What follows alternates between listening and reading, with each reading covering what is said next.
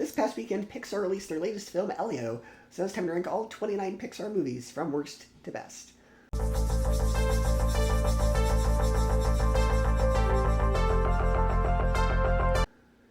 In last place is Turning Red, probably my most controversial take on this channel.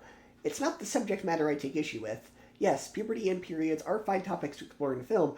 The problem is that the marketing completely misrepresented the movie.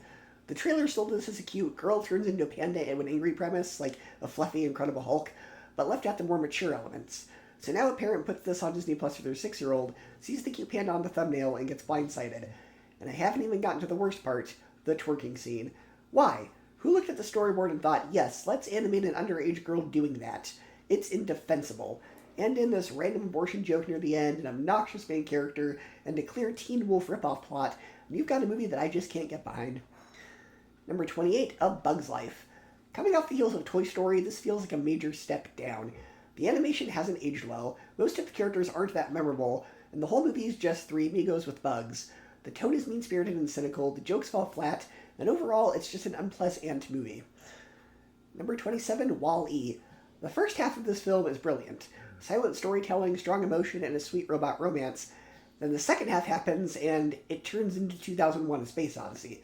It goes from minimalist to preachy, and the film's focus just completely shifts. This would have worked better had it been a short film. Number 26, The Good Dinosaur. It's hard to talk about this movie without bringing up the behind-the-scenes chaos. The original idea, humans domesticating dinosaurs, had a ton of potential, but the rewrites gave us a generic Lion King meets Ice Age plot. Yes, the visuals are stunning, but the story is flat and uninspired. Number 25, Cars 2. A total detour from the first Cars, this spy-themed sequel focuses on Mater, who isn't equipped to carry a whole feature film. The plot is convoluted and darker than expected, featuring torture and gunplay in a G-rated movie. It feels more like a movie made to sell toys rather than a story worth telling. Number 24, Brave. A Scottish princess story that turns into Brother Bear halfway through.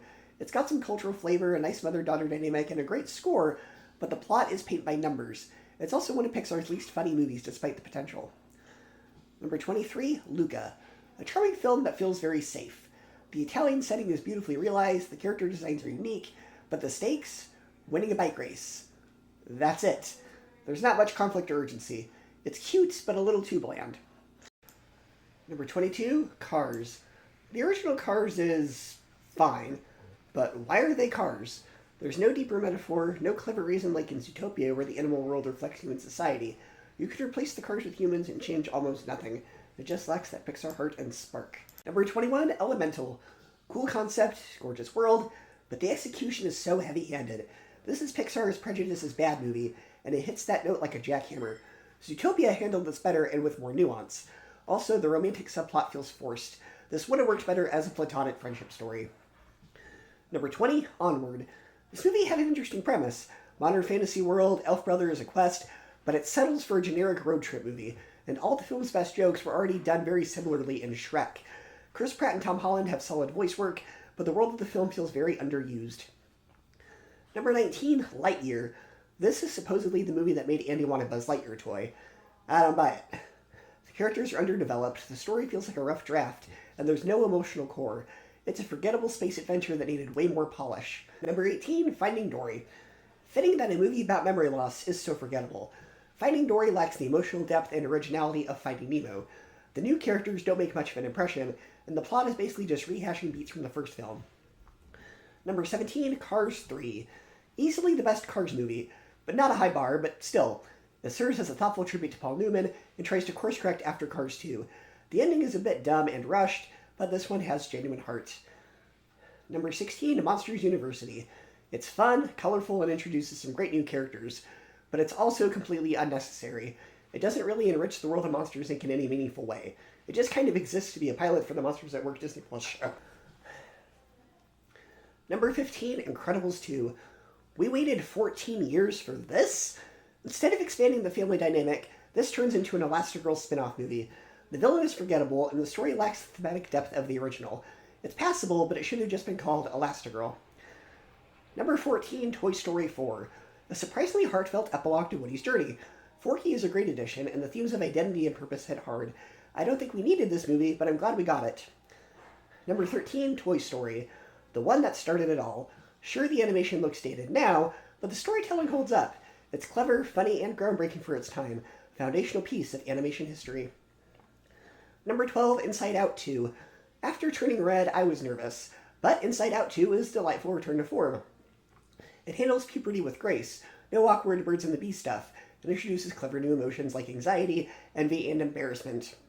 The animation is bold and inventive, has a fun little bluey preschool parody, and expands the ideas from the first film while still feeling accessible to kids.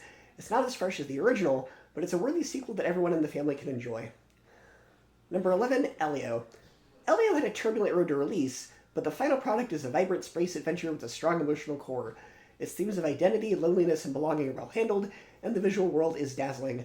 Some narrative beats are familiar and the villain is underdeveloped, but it's a charming addition to Pixar's catalog that lands comfortably just below the top 10. And speaking of the top 10, here we go. Number 10, Toy Story 2. Stronger than its predecessor in nearly every way, Jesse's backstory is devastating, and Woody's crisis of belonging is powerful. It expands the world without overcomplicating it. Few sequels elevate the source material this successfully. Number 9, Toy Story 3. Pixar's most emotionally manipulative, but effectively so, film. It's a culmination of a childhood, a literal handoff from one generation to the next. While a bit overstuffed, its themes of abandonment, transition, and collective mortality resonate universally. And yes, the incinerator scene broke all of us. Number 8, Finding Nemo. A near-perfect adventure structure. The dual narrative of Marlin's quest and Nemo's growth mirrors the central theme, learning to let go. Vivid underwater visuals and tight pacing make it one of Pixar's most enduring films. Number 7, Ratatouille. An absolutely out-of-the-box idea about a rat who wants to be a chef. The film does a fantastic job of transporting the audience to Paris.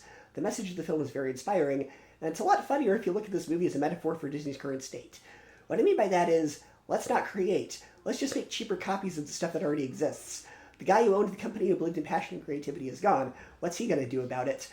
Mass-producing Gusteau's recipes as frozen foods, even if they make no sense, such as a French restaurant selling fried chicken, corn dogs, and Chinese food, is kind of like how Disney is now mass-producing cheap sequels and remakes.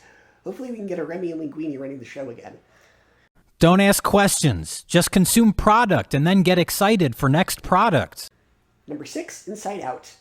Pixar's most abstract idea made accessible, the inner workings of a child's mind. Joy and sadness as co-protagonists perfectly encapsulate the emotional paradox of growing up. It's both intellectually ambitious and emotionally powerful.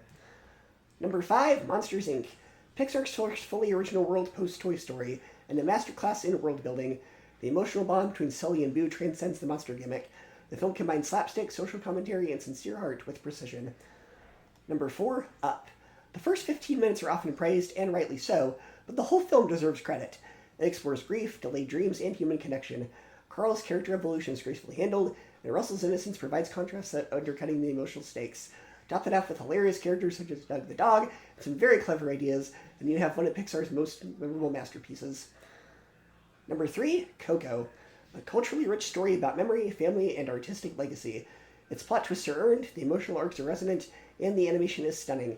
The film's climactic moment, Miguel singing Remember Me, ties theme and emotion into a perfect bow. Number 2, The Incredibles. A sophisticated genre deconstruction that examines purpose, identity, and domesticity through the lens of superhero mythology. The 1950s design, action, and grown-up themes make it Pixar's most mature film. And number 1 is Soul, Pixar's most philosophical work. It tackles ambition, purpose, and what it means to be alive, nuance, and humility. The visual contrast between New York and the Great Before is stunning, and the final message that life is about living and not defining is optimistic. And it comes in at number 1. Go to share a ranking of the Pixar films, and I'll see you next time.